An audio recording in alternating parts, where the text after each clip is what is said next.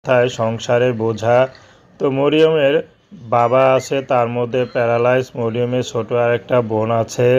তো এদের দেখতে গিয়ে মরিয়মের বিয়ের বয়স যে কখন পার হয়ে গেছে বোঝাই যাচ্ছে না। তো মরিয়ম বর্তমানে চাচ্ছে ভালো একটা জীবনসঙ্গী, কারণ অভাবের ঘরে জন্ম।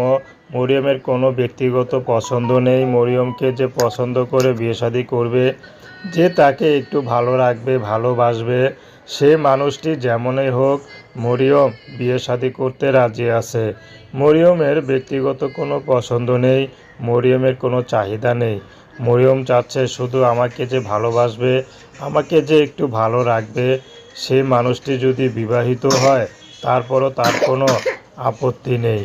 যে মরিয়মের সব কিছু জেনে শুনে মরিয়মকে বিয়ে শাদী করবে, মরিয়মও সে পুরুষের সব কিছু জেনে বুঝে সব কিছু মেনে নিয়ে মরিয়ম সংসার করতে পারবে।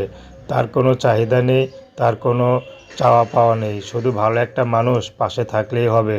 তার শুধু এখন একটা স্বামীর সংসার দরকার, সে বিবাহিত হোক আর